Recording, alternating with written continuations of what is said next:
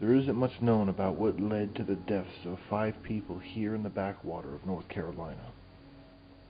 Why here? Why these specific people?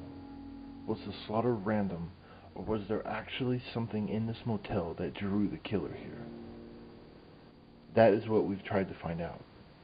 After interviews, our own investigations, and gathering what evidence we could, we've managed to piece together a story that might shed some light on what happened that day. In 2006, John Lewis was the proprietor of the Cattle Maw Motel. He, his daughter Gwen, and a small handful of employees managed the motel. It was a simple establishment, and had certainly seen better days. But it was an honest living. Why then did John and his daughter number among the 5 that were murdered in one of their own rooms? I was back in the motel's laundry room, right next door to the main office, when I heard John answer the phone.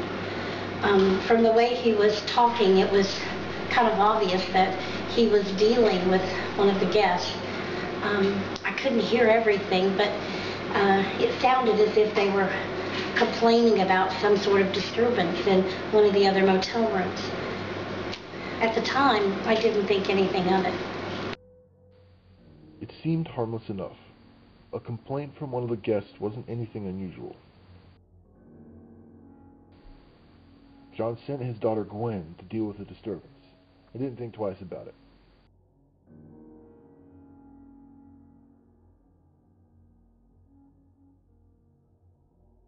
However, it wasn't even 10 minutes later when John got another phone call. When John got the second call, I knew something wasn't right. I was pretty sure that Gwen had gone down to deal with the disturbance, or whatever was supposed to be going on down there. So why did they call back to complain more?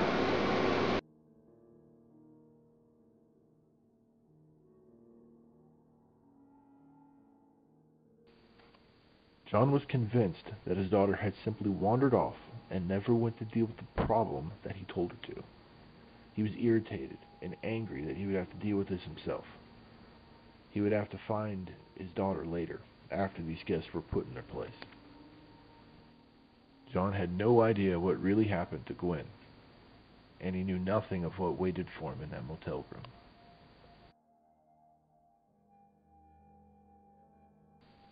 About the same time as the reported disturbances, a 911 call was made from a payphone near the motel.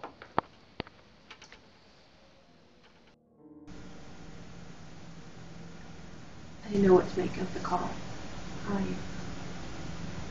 I didn't know what was going on. She was so scared and so disoriented. I didn't even get her name. I didn't know her name until, I actually didn't know her name until later. She just kept screaming and she just kept saying, "They're dead. He killed them. They're dead. They're dead." It was just screaming under me. 911, please state your emergency. They're dead. Oh my God, he killed them. Okay, ma'am, I need you to just calm down. Is someone hurt? Yes, he's dead. He just went crazy and now my husband is dead. Ma'am, did your husband commit suicide? What? No, they're dead. He killed them. I couldn't believe it. He killed that man and that girl when they saw. So your husband killed a man and a woman? No, my husband is dead. They were all killed. Fortunately, we were able to trace the call and pinpoint the location so we could get someone out there quickly. Of course, it could always be a prank. I mean, any time you get a call, it could be some kids trying to play a joke. And you know, you usually learn which ones are which. And she just sounded so scared and so convincing. And I just felt so much better sending someone out there just to check it out.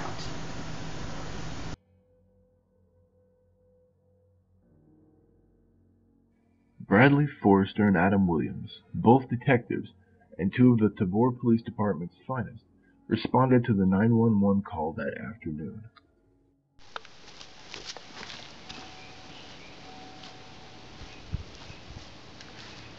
There was no trace of the mysterious caller, and there wasn't anyone around that had seen someone at the phone, let alone a frantic woman.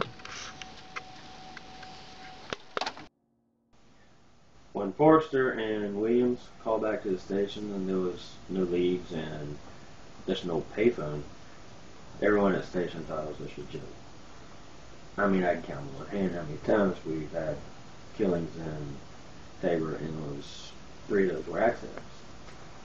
So, when the officers got there and there was no one there, everybody thought it was a bunch of kids playing a joke, wasting our time. Right when I was about to give them a call back to the station, we got another call from the exact location right near where they were located at.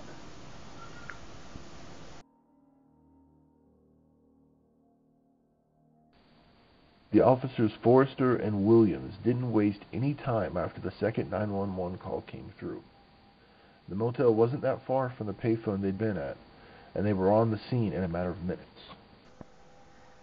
It was too convenient that there were 2 different calls from the same area, almost the exact same area. Everybody thought we was just somebody playing a really bad joke on us, or something really bad was going down in the motel. Officer Williams and Forrester were already there, so I sent them to check it out.